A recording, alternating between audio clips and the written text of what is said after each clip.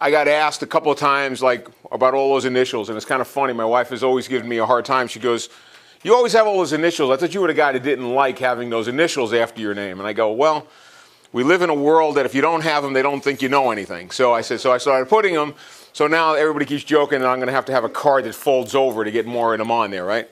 I'm also one of the few Living Building Challenge ambassadors. I think there's four of us in the state of Florida. I'm the only engineer in the state of Florida.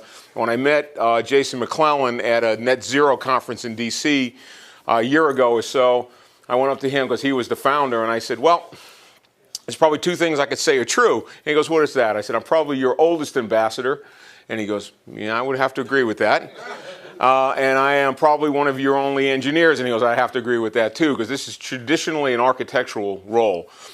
Just to give a little talk about it, is what the Living Building Challenge is, and I'm just going to go and talk about that really just for like 30 seconds. The Living Building Challenge, does everybody know what LEED is, right? And you could be as low as certified and as high as platinum. The Living Building Challenge is probably 2 or 3 steps above platinum. Everybody knows what Green Globes is? Well, to me, that is I could do that if anybody wants it, but that there is like the participation trophy for just showing up for sustainability. That's what that is. You get that trophy for being there. I'm sure that they would revoke my credential if they heard me speaking like that, but let's talk about reality. So we're going to get started because we can all tell that the living, building, and wellness is what's starting to happen in our community. We all know that Vinnick is building whatever, they haven't named it yet, it's called Vinnick Land or whatever you want to call it, downtown Tampa, and that's going to be the first of a wellness neighborhood, where the whole neighborhood, and I will talk a little bit more, but I want to give you some ideas of what's going on. But the one thing that I want you to keep in mind when we get done today, I want you to remember is that this is not, what I'm going to talk to you about today is not genetic. You know, like people have heart disease in their family and, you know, so you may be predisposed. What I'm going to talk about today is not genetic. This is a man-caused issue and we can solve it. I want you to think about that. It may not make a lot of sense right this second, but as we go through, you'll see what I mean. I like to use quotes, and this one kind of makes sense when we start to think about things in life that, you know, insanity, you know, doing the same thing over again, thinking you're going to get a different outcome. Well, that's what we've been doing with the way buildings are. We keep doing it the same way, and we think we're going to get something different out of them. That's not what's happening. We're saving energy, but there's always an outcome. Think about anybody here that's old enough to remember what happened at the first energy crisis when I had people that I know when I was working in New York, they sealed up their houses so tight they had to leave the window open next to the front door so they can close their door to their house. Well, what did that cause? That caused indoor air quality issues. Homes are supposed to breathe, so that's the problem. We go from one extreme to another. There's no compromise on anything. Kind of sounds like the government, doesn't it? There's no compromise in any way. So that's what we're doing, but that's what this kind of made sense here. You know, one of the things what we're going to talk about today is that there are a lot of different things that are happening. And one of the few times that, you know, we're going to show the connection between architecture and a well building. You're going to see how even doctors today are not even addressing this issue that the work environment is causing a problem. And we're going to show about some of the things. I'm going to show you some things that I think you're going to be very surprised about, and you're going to be kind of, I don't want to say scared, but it's going to be an interesting revelation when you start to see it. These are the different things that we're going to start talking about. There's a lot of things going on. AI activity, design, and city, that there's a lot of organizations that are coming together to see things differently than we see them now. For the architects in the room, you've probably heard, I think it's called Architecture 360 out of New York. That's why you're starting to see elevators being pushed all the way to the back of the building. And they're putting in, you know, what we used to call monumental stairs in the front. Why are they doing that? Let's think about what the whole concept of why they're doing any of this. They're doing it because there's two reasons. First reason is a selfish reason on saving energy. The vertical transportation in a building uses close to anywhere, depending on the building, anywhere between 18 and about 26% of energy in a building. Think about it. You're defying gravity every time you go up. There's a lot of horsepower, and if you're using any kind of hydraulics, those horsepowers are twice or three times what they are on the traction type. All right? What's the other reason they're doing it? What is the big thing we keep hearing about today? Is healthcare, healthcare, healthcare. Okay, and we keep hearing that when they say about saving, they want you to be a healthier person. They really do, your employer may really care if you're healthier or not, but they really care if their insurance bill goes down. So how are they going to affect change? So putting those stairs out in the front is going to make you walk up the stairs. You know what I mean? So, and they've proven it that they've put stairs in places and they weren't getting used. So they made a game out of it. They painted the stairs to look like piano keys. So people started using them. Interesting. So we're going to talk about why do we need to do wellness in buildings. Where do you spend most of your week or most of your time at work? Where could you make the most change in your life? At work. When you go home, you're not going to eat better because you went home. Either you eat better all the time or you don't eat better all the time. Either you exercise or you don't exercise. But if you started at work, it's going to carry on home. And that's why we're starting to see more and more companies are trying to be forward-thinking and change how people are working. There's a company where we work with over on the East Coast that's a software company. They're trying to be like a Google-type company. And what they've found is that to help them change, obviously we talked about why they want their employees to be healthier. But one of the things they found is that they have their own cafeteria. So what they did is to improve better eating, they subsidized things that had the little heart healthy sign on it. So like if you went to go buy an apple, they subsidized that apple where it cost you 10 cents. You wanted a candy bar, it cost you $2. If you wanted the fried meal that day, it was $5. If you bought but I'm illustrating what they're doing. You bought the salad, it was $1.50. So they're making you change the way you are at work. Because again, most insurance companies, it's not what you pay to them, it's how much they have to pay out for your employees. So if you have nobody going to the doctor, your insurance rates go down. That's basically what happens. I mean, hey, I'm a mechanical engineer. I don't know anything about insurance companies, but there's certain things that I have learned, and that's one of the things that they've been telling me. We talked about how the environment has to change with the people. You're going to start to see some statistics and how it impacts us. You'll see that in a second. In the 19th century, in like New York City, you'll see that there was rampant disease in the city because of overcrowding. The lack of sewers, lack of sanitation. So you're going to see how so when they changed it, a lot of that went away. So here's some of the things that you see. Lower Manhattan, in 1910, there was 114,000 people per square mile. 2011 is 67,000. New York is still a very crowded place, but it's not as crowded as it was, right? Interesting. Inadequate water, garbage, sewer. There was a lot of filth. Major epidemics that are no longer, well, some of them are coming back, and it has nothing to do with it because we don't do them. It's just some people have gotten leery of taking the shots to prevent them. And here's some statistics about New York City.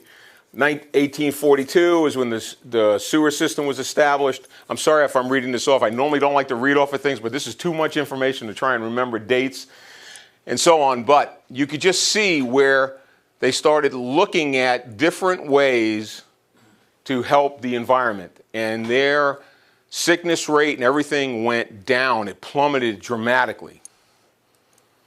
So one of the few times you could see where government intervention actually made sense. It did the right thing. So here, look at before infrastructure intervention effectiveness, 1980, 57% infectious disease rates. Look at where we are today. We still think it's too many, but look at where we were. Imagine if that rate was today. And they complained that, we're still getting too sick. There are all kinds of things that we start to see, and we keep hearing it, whether it's the president talking about it, his wife talking about it, obesity or high blood pressure. Diabetes is a big issue. Those are the man-made, non-genetic issues that I'm talking about. Yeah, some people are predisposed to high blood pressure, but anybody here have heard that, that sitting is the new smoking? That's the new buzzword. And it's kind of true. We work too much. We sit down. When I went to DC to sit in on the well building standard to take a class, they talked about that. And about every 45 minutes, they made us get up, walk around, and talk and do this whole thing, and you went and sit down. I'm not sure I could do that in my normal work day, and that's what they're trying. They're getting us some of us who want them those desks, and they raise, and it's like, I feel like a preacher half the time because somebody got me one for my iPad, and you set it right there, and I look down, and I'm usually dressed in black, so now all I need is a little white collar, and I look like a pastor there, right? So I look at this, and I'm going, this is not for me. This is not the way it is. But the company's trying. They're trying to walk the walk and talk the talk. We wind up going out and throwing Frisbees around twice a day. We try. I don't do it so much, but I resemble that remark. All right.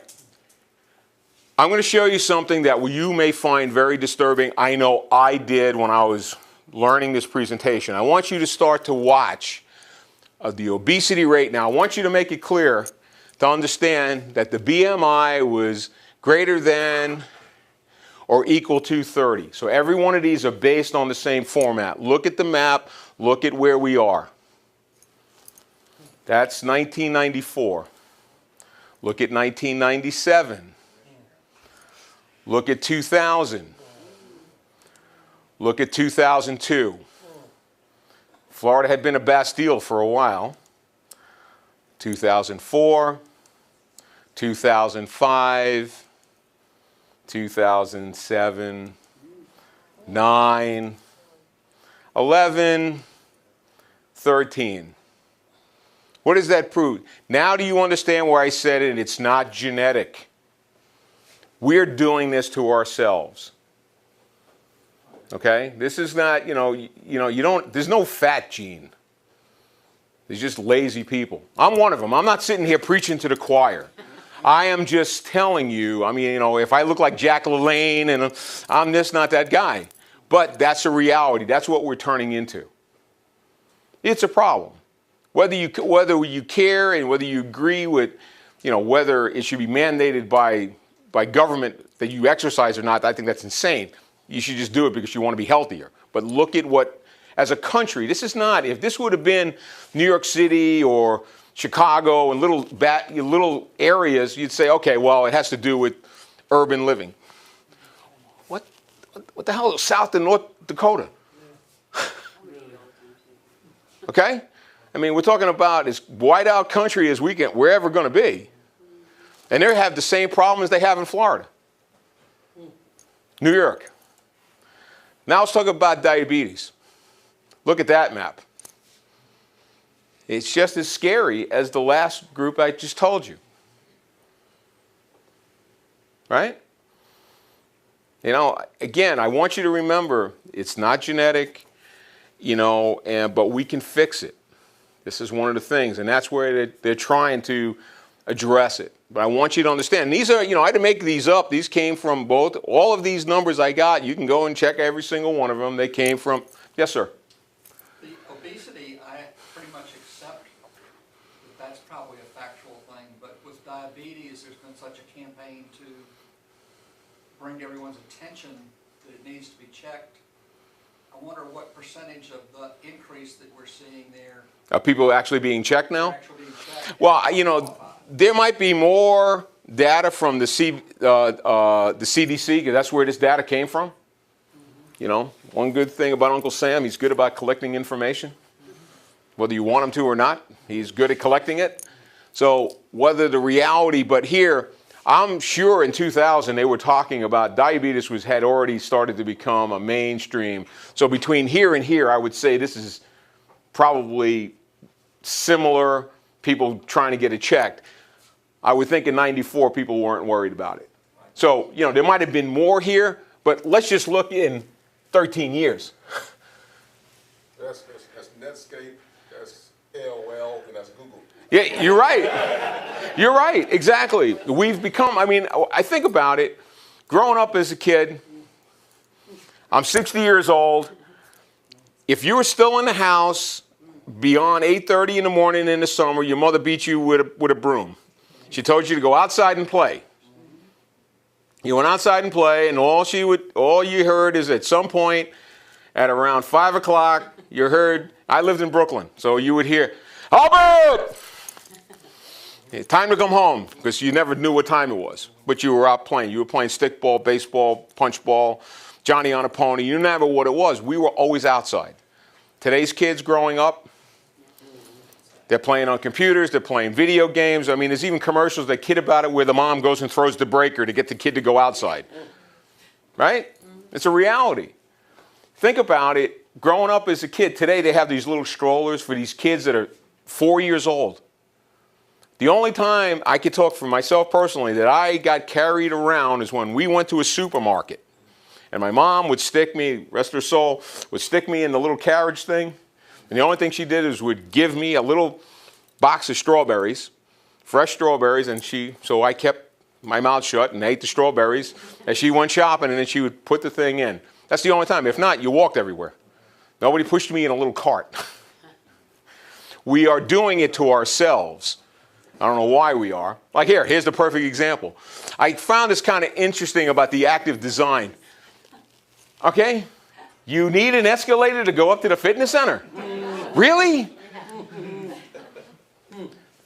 You know, we laugh, but this is reality. I mean, I didn't make this picture up. This is not a cartoon. This is a reality.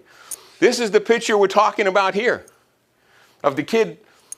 You know, those things didn't exist when I was a kid. Your mom would yell at you and hit you if you didn't keep walking. Right?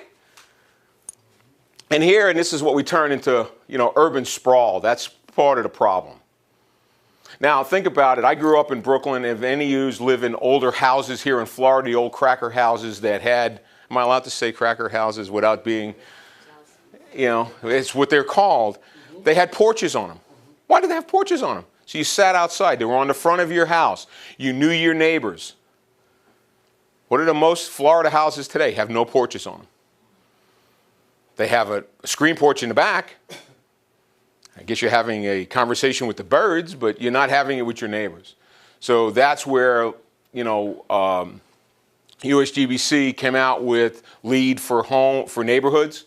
That's one of the mandatory requirements is you put porches on the front of houses so people can interact with their neighbors.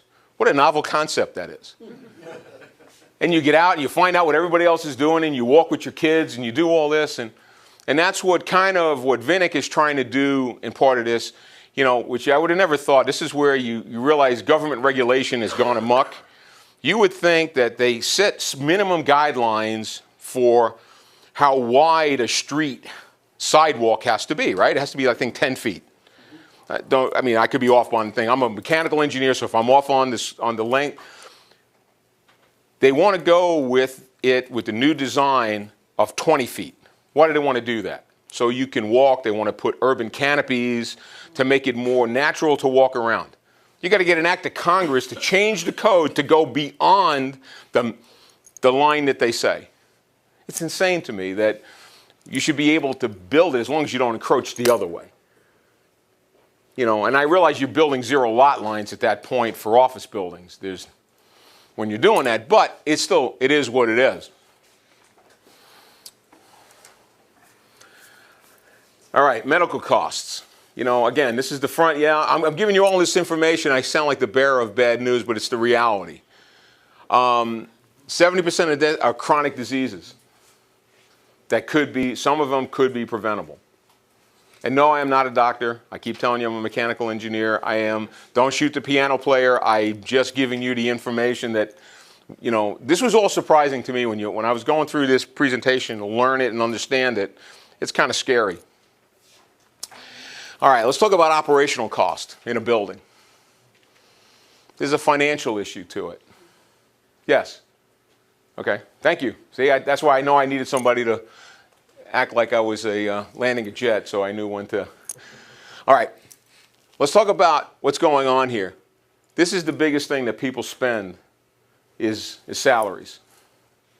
If you think about why, you know, when they came out with Lead for Schools, Sarasota County adopted it immediately. Why did they do that?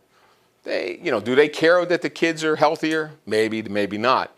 But they cared about financial reasons. Because if you are, they get paid for how many kids are sitting in their seats every single day.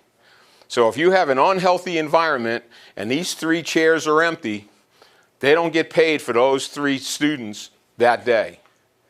If I'm a teacher and I'm in an unhealthy building, they have to bring in Richard as a student teacher, you know, as a substitute teacher, not student, a substitute teacher, and pay him along with paying me. So it was financial reasons for doing the right thing. So you're starting to see, and then think about buildings the way they are. They're more efficient when the people are healthier inside their own environment. You have less absenteeism, they don't go to the doctor as much, they produce more. There's a lot of things involved with doing that. Well, let's talk about wellness and design. This is one of the, this here was Ken Burns. Does anybody know who Ken Burns is? He did, this is the Dust Bowl. The Dust Bowl was a project out in the Midwest, and this was a natural disaster. This was one of those that they could, it was the wheat bowl is what they wound up doing. They wanted to grow more and more wheat. Well, at some point, you know, they were sold the idea, the kids were sold the idea, if you plot 1 more acre of land and you get more money out of it, they can afford another car, or they could do all this. Well, they got it to the point, that's a true, what happened. They just wound up doing a natural disaster to the area. But we caused it. This is not, you could debate global warming, whether it's man-made or a natural occurrence. It's happening. There's no question about it. But you can sit on both sides of that fence and argue whether it's a natural occurrence or man caused it. But it's occurring. It's a reality. Man caused that. Same thing with the overweight. We caused it to ourselves. Because of, one of the real things that we see all the time is that we've come to a society of eating fast foods. And if you go and look, I forgot they were saying something, I think it was, I forgot which food. Oh, I was reading about it, P.F. Chang's. They have great hot and sour soup. If I remember, it is like 1,900 sodium grams in that stupid bowl of soup. Okay? That's really not good for you. Tastes good, but it's not really good for you. Of course. But when things like this occur, we have a tendency, how do we respond to it? This is the normal tendency that we have. We stick our head in the sand and we say everything is okay. Or we adapt to it and act like nothing's wrong instead of fixing the problem. We've been talking about being energy independent now. I'm 60. They've been talking about it since 1970.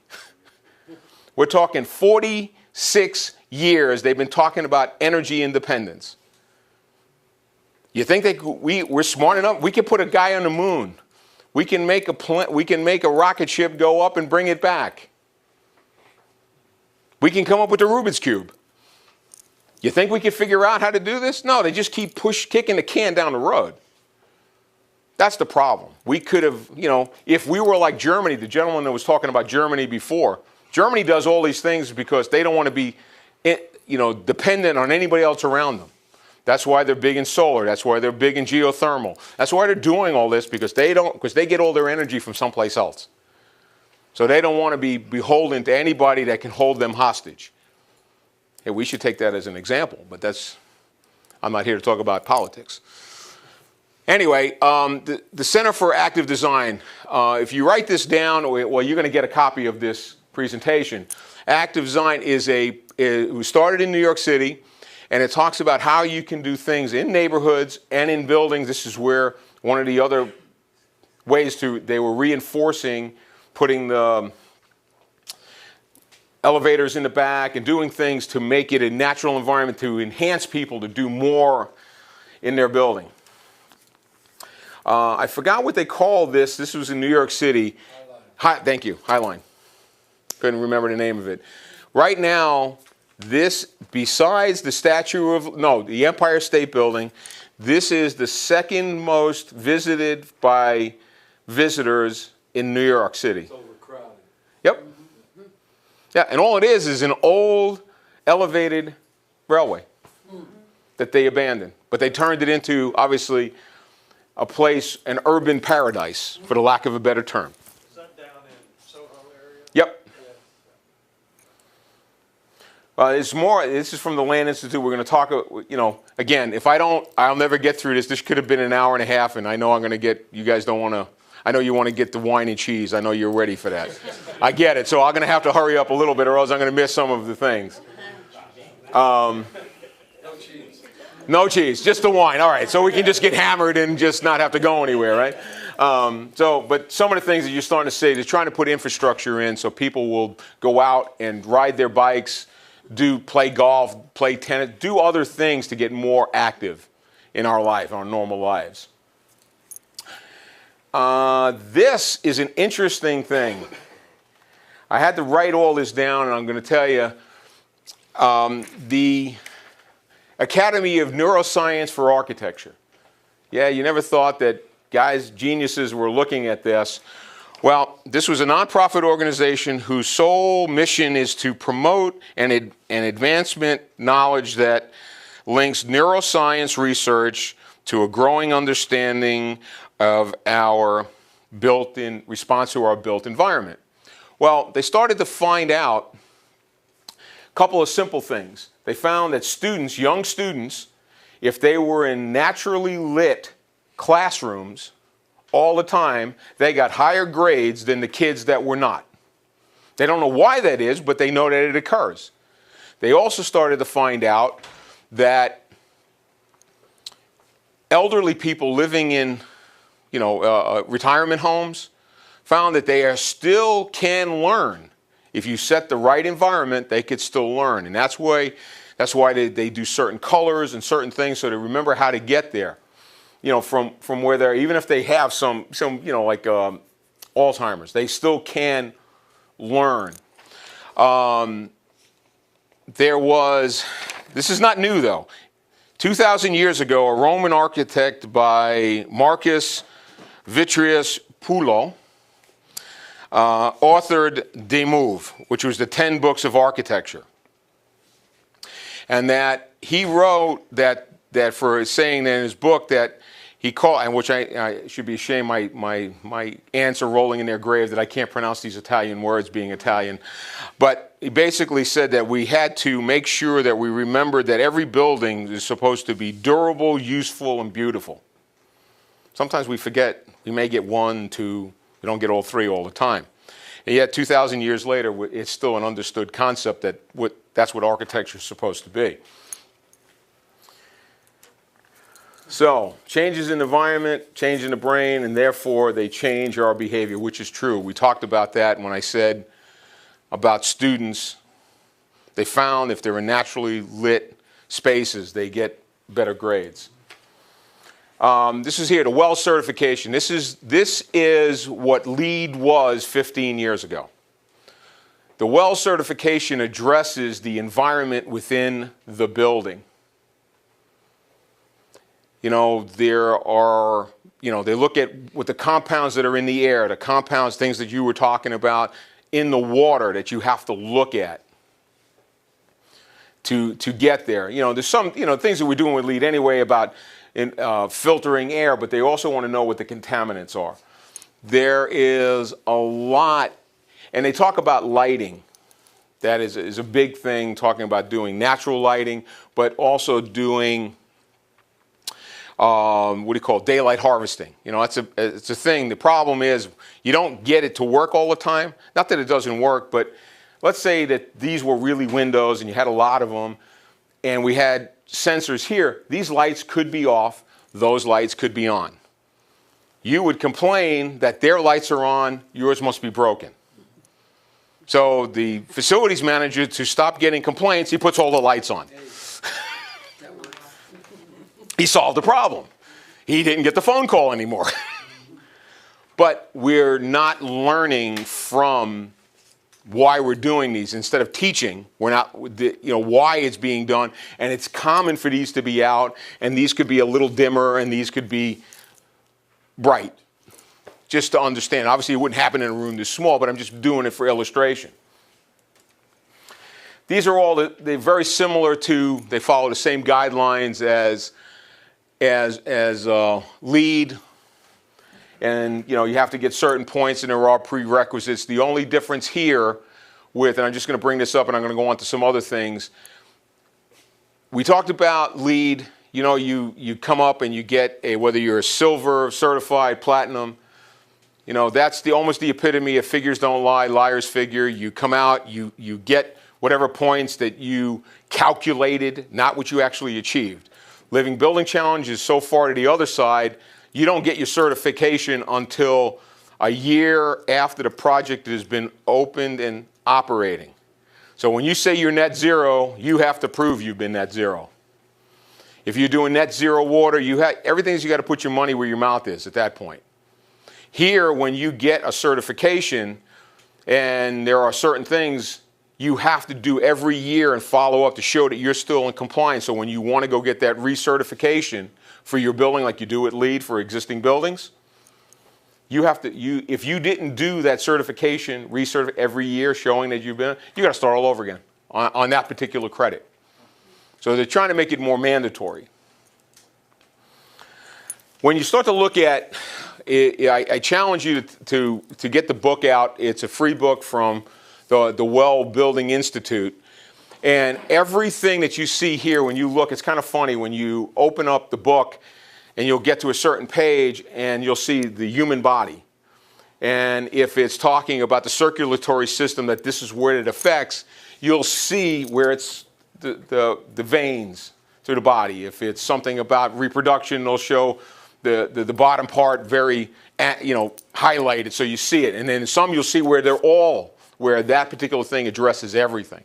So they are looking at, this was developed by doctors. This was not developed by engineers. This was not developed by architects. This is developed by doctors, this system.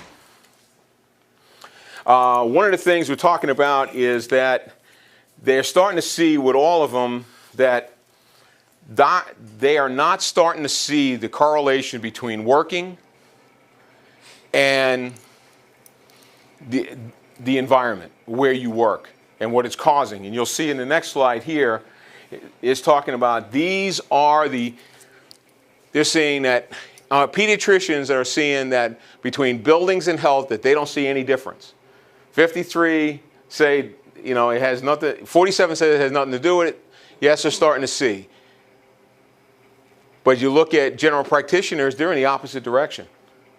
They think there's nothing wrong, that the built environment, it has nothing to do with the way you are. And so it's a change. Everything is a change, and that's the only way we're going to get anything a little bit different. All right, I'm going to go through these, and I'm going to explain biophilic design. Does anybody understand what the biophilic design is? Real simple. Is when you go solve a problem, if before you came up with a solution, you asked yourself the question, how is this problem solved if it was in nature? That's all biophilic design is. You try to solve the problem of how it was solved in nature. you know, if they used to do the bullet train in Japan that had that normal curved front. Well, they found as they were going through certain neighborhoods, they were hitting almost like a sonic boom through it. Well, they found, I forgot the name of the bird that had this long beak nose that flies very fast. Well, they built the train exactly like that beak, stopped the sonic boom because it interrupted that pattern of the pressure in the air. So again, that's a common way of how did it get solved in nature. So if you ask that question first and see how they did it, there's the, you know, you look at some of the things that were made from nature. Velcro, which I can't remember now, had to do with certain pollen, the way it would, what's that? Burdox, thank you. The way it would grab onto things. That's where it came. It was done in 1947, I think, was the design. So again, how would you solve a problem in nature? Well, here, you know, it's how you bring things to life. You're going to see where they bring the nature in. You know, and that, you know, nature promotes positive emotions, right? You know, that's a nice place to be, right?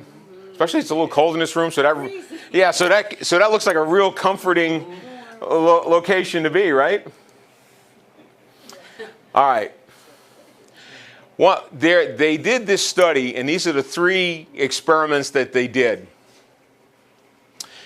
The first one is involuntary body responses to a variety of environments. I didn't understand this one, so I had to go into a lot of reading until I would understand it. How many have ever been in the Guggenheim Museum in New York City? Okay. You know how when you're walking all the way up around and you get all the way up, you look over to the edge and you can only stay there a while. You like it, but you have a fear of it. It's that adrenaline rush, but you don't want it. You wouldn't want your office standing there, or the ones they've been doing in the up on the cliffs where they have that glass where you step out. I don't know about anybody else, but I'd be going, ooh, gee, I don't think I want to stay there anymore. It's that adrenaline rush, and that's what that is. That's what's around the corner. That's the fear. Okay? So, yeah, there is the thing where we talked about the fear. I know when I worked downtown Tampa, what used to be the Barnett Bank building, I don't know what it is called, I think it's the Bank of America building now. Our corner conference room had floor, we were up on, I think, the 20-something floor, we had floor-to-ceiling glass. Yeah, my stomach knotted up and a couple other places knotted up the minute I would get close to that window and look down. It just was something, it was great, but it was something I didn't like. It's like, people say I used to go up a ladder. He goes, "Are you afraid to go up the ladder?" I said, no. I'm not afraid to go up on the ladder. I'm not really afraid of heights. I'm just afraid of that the ladder's going to move. I've had ladders fall. I've had a lot of things. So it's the getting there and coming down is that I'm not particularly fond of. The other thing is here, this is talking about prospect of the horizon. People find this very comforting. Think about if you've ever been out on a boat and you get seasick.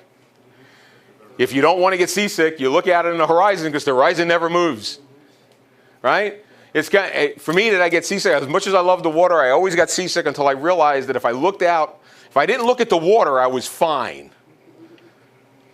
But if I looked at the horizon, but the minute you stop doing that and you start looking at the water, next thing I know, it's, I'm chumming the water. And this here is that they talk about what was your response to nature. This is a comfort place of where you feel comfortable at home. And sometimes you get the combination of all of them. All right? How do you respond to stress? Okay? Well, I'm going to give you, they did a study. And I don't remember exactly how many people there were, but let's say for this example, there were 30 people. They took 10 people, they took all 30. They aggravated all 30 of them, that their heart rate was up. Then they took 10 of them and they stuck them in a room like this with no windows in it. Then they stuck 10 in a room that had a picture of a window and something painted on it like outside. And then they put them in a room with a window. They went back after 10 minutes. The people that were in the room with no window, they were just as pissed off as the minute they got in there. The ones in the room that had the picture of the window appeared to be calmer, but their metabolism and their heart rate was still racing. While they thought they were calmer, they were not. The only people that were actually calmer were the people who were actually in the window. Hence the reason why when you hear about LEED, and some people think it's greenwashing and all that, people want this connection to nature. That people feel better when they have that connection to nature. And that's how architecture is starting to change more and more to bring that into their buildings. So that's the room here. I've talked about that. All right. Now, see, what this experiment was, the open office kind of where are we? 15? Okay, good. All right. This is showing that you could see out. But this is the poor guy that's stuck in the middle here. And you know, and you might have that desk right there. Not, he might like you, but he doesn't like you that much, but he spends a lot of time with you because he wants to look out the window. Because right now he's next to the Coke machine. So they found that that works a whole lot better. But the one thing that we've seen, architects had gone to this whole concept of the open floor plan. Well, they're finding that doesn't work as well. You know, and the reason it doesn't work as well is, one, people have no privacy whatsoever. And also, it's like my boss, they want to go with this open concept when we move. So I went to him and I said, look, I don't think we should do the open concept. And he goes, why? I said, you're always sick. Why are you sick? He goes, my kids give it to me. I go, right. I said, so why are your kids giving it to you? Oh, because they're in daycare. And I go, why are they getting it in daycare? Because it's one big open room that all these kids are hanging out in. And so whether your kid is playing with the kid that's sick, the kid that's sick is touching, sneezing, doing everything else in the air. I said, so let's not do that. He goes, okay, only time he ever called me Albert. He goes, I follow you. We're not going to do that. I said, okay. Right? Yeah. Now, what they did find, though, is that when biophilic design, what they did do is they started to see in hospitals, like in I don't remember the name of the hospital right now, and I apologize. When they built this children's hospital, what they did is they made sure outside of each wing of the room, whether it's one side or the other, they made this side look like if they were from, let's say, San Antonio. This one is if they were from Austin. This one if they were from Houston, because the environments are entirely different throughout the state of Texas. So if the kid was from Austin or Austin, you know, San Antonio, they put them in this room. So when they looked outside, they felt more comfortable because it was something they were used to seeing at home. And it helped with their recovery rates. Here's like one of those, here's an example of where when people look out and the kids look out and they see a different thing. The only reason I'm rushing through this, or otherwise we will have, you know, I won't get through almost half of what I want to talk about. One of the things, if anybody here has a fish tank, they used to talk about it, and it's still very true, that fish in a fish tank lower your heart rate. You can have a tank full of water, it'll still lower your heart rate, but it won't lower it as much as with fish in it. I'm arguing for the fish tank in the new office, but they're... Is that salt water or fresh water? Both. Doesn't matter. I would argue for fresh water because salt is too much work. All right. So we're talking about, all right. All right. Here was a test that they did. I'm full of these useless information, anybody that knows me.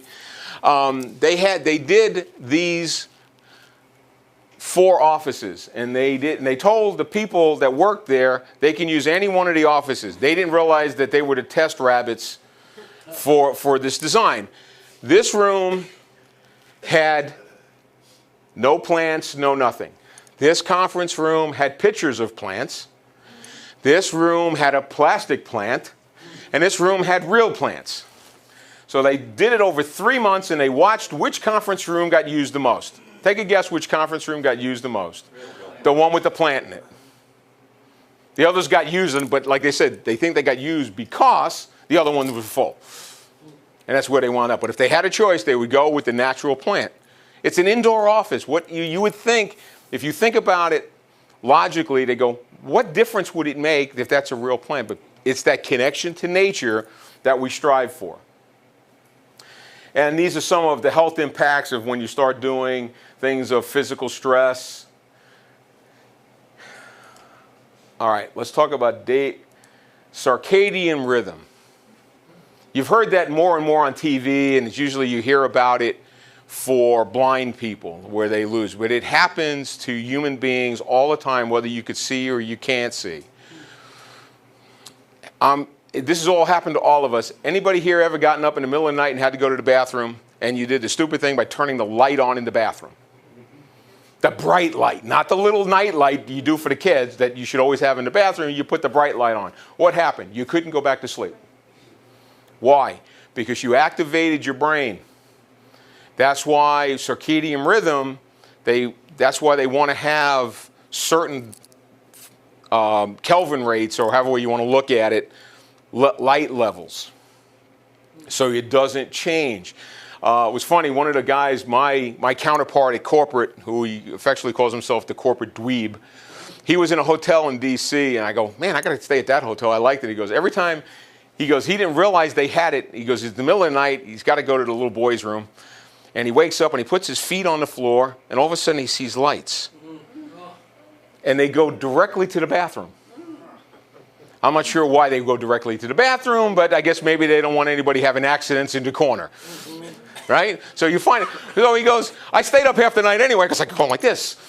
He goes, I lay on the bed, I put my foot down, the lights go on, I take my foot off, the lights go off. He goes, I was fascinated by it being the corporate dweeb that I am, that this is an interesting thing to do. But the point is that they did that for the circadian rhythm, that it didn't wake you up because you would put the light on. You know, everybody goes, they stay away, and they usually leave the light on in the bathroom, you know, so they know where it is because you don't know where you're staying, so you stay, so you leave the door cracked and you can go into the bathroom. I know that's what I do. I'm not sure everybody does, but I think most people do. This did it the other way, which is interesting. We also look at, we used to first think that engineers could do this design. Well, we learned we have no control over the amount of windows we put in. We have no control over how high they are or anything, right? We don't. So I stopped offering this as these are the things that you can use to figure out what these are, but it's like kind of like the plumbing code. I keep telling them they need to stick the plumbing portion of the sizing of the toilets and how many we need. We should put that in the building code to take it out of the plumbing code, because I get sometimes architects say, hey, it's your part of the code. I said, sure, I'll design the bathroom. I said, do you want me to design your bathroom? I could do it. You're not going to like it because there's no gray. I'm not going to find where we could put 2 fixtures less. I'm going to do exactly what it says. There's no shaving. So do you really want me to do it? And I go, no, we don't like you. You can't do that. We're going to do it. I said, so please put it in your code. But the same thing with the thing. There are a lot of programs that you can do. There are add-ons to, like, I can't think of the name of the program, right? Oh, well, sucks to get old. I just can't think of the name of the 3D program. Never mind. It'll come to me when I'm driving home, and I go, that's it. So we started talking about circadian rhythm, right? So this is what it does, and this is kind of the issues that health impacts that it can have. All this is what we're trying to show today, is that everything has an impact, and you don't realize that it does. You know what I mean? That's all I'm just trying to say. And this is where they brought it in here. We're going to go into clean air. I'm just going to go through this because I know I don't have the time. Everybody understands what you have to do with clean air. I want to get to the one about water because he brought up some interesting things about water. I want to get to that. Now you know why I thought this should be an 1.5 hour presentation. All right. You can't live without drinking water, right? We look at it, And nobody realizes that Legionella is still a problem. Does anybody realize how much of a problem Legionella is? Most people think, every time I talk to people who don't understand, oh, it has to do with cooling towers. I go, yeah, but not really. It has to do with the water. It's in every glass of water you drink. Okay? But you can kill it. All right?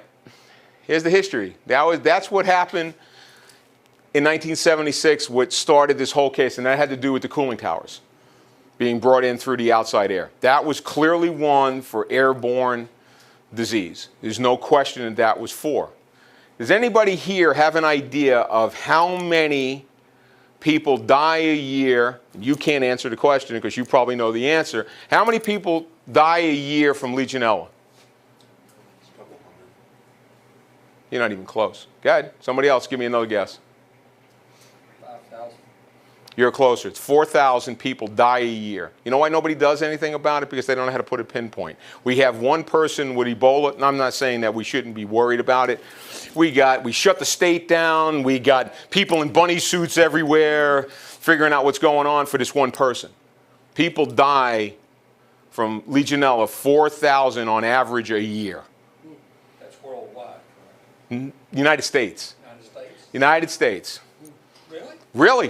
I know they think the number's actually higher. Yeah, no, I understand, because some people don't realize. You know what the number one issue of where Legionella occurs, believe it or not, is in hospitals. Because they change hospital. Not because, understand what's going on. In a hospital, years ago, when you went to go see somebody, there was one sink in the room. There was only one bathroom. There was only one sink. So the people that were sick used that bathroom. Their guests used that bathroom. That's where the doctor washed his hands. Well, now in the new hospitals, we put in 2 bathrooms and 3 sinks. One for the doctor, one for each patient, right? Problem is, we never use that water all the time. So we've been finding that people go, not we, it's not like I'm part of that investigation process. They go to you go to go visit a friend in a hospital. You wind up dying, they get better. Because you wind up washing your hands with that water, and it's now on your hands because that sink hadn't been used in 2 weeks or a week and a half. So, and that's stagnant water. So I had somebody asking the last time I did this, he goes, how do you prevent that from happening? I said, run the water. Run it for a little bit. This happened also in Miami in a hotel last year, where they went around and, like, I won't name the hotel chain. You can look it up if you want. The hotel chain, they cater to the cruise lines. And they cater to the expensive end of the cruise lines. So they did this whole top 2 floors where they, oh God, the water has a smell to it and it has a taste. So they put all these filters in and all this other stuff. All these people kind of came in. They hadn't used the floor in a while. They think 3 people died and 10 people got sick. And it took them almost 3 to 4 weeks to figure out what caused it all. It also happened in the Bronx in a housing development where I think 21 people died, and I forgot how many got sick because of dead ends on the water.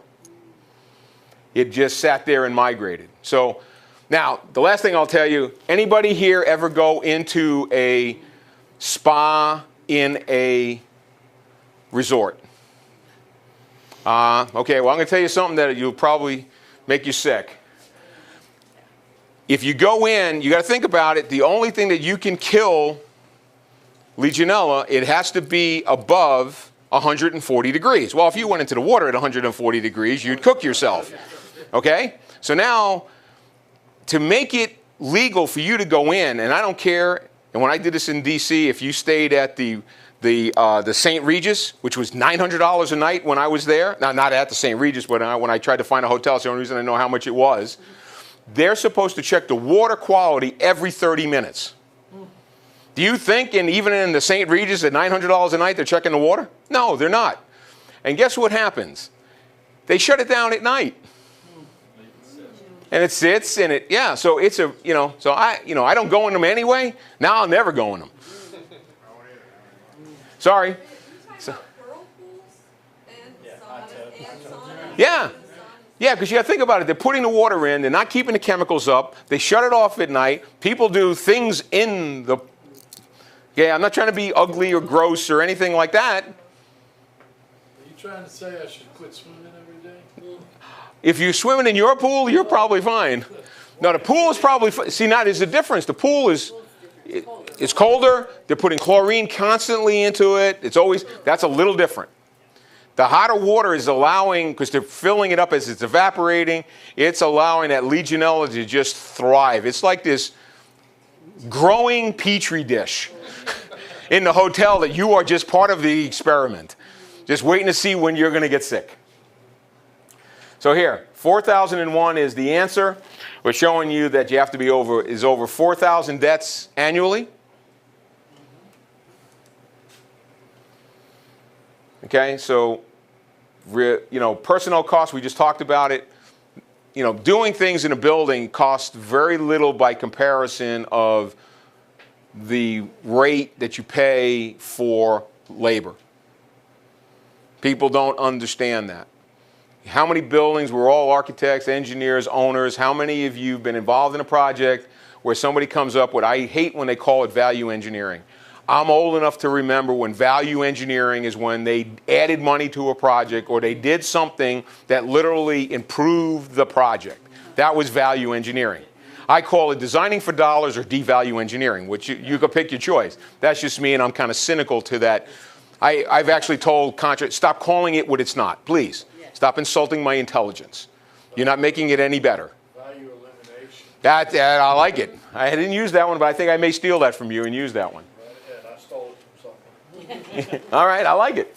But again, we're starting to show that people are starting to see a return on investment they're getting more productivity out of people when they go to open offices. There is, and that's what they're saying, there's a return on investment, increased productivity. So think about it, what is it, the national average of productivity is about 77% to about 82 is the range of productivity of norm. So if you can get it anything above 82, you're doing good. You're making more money.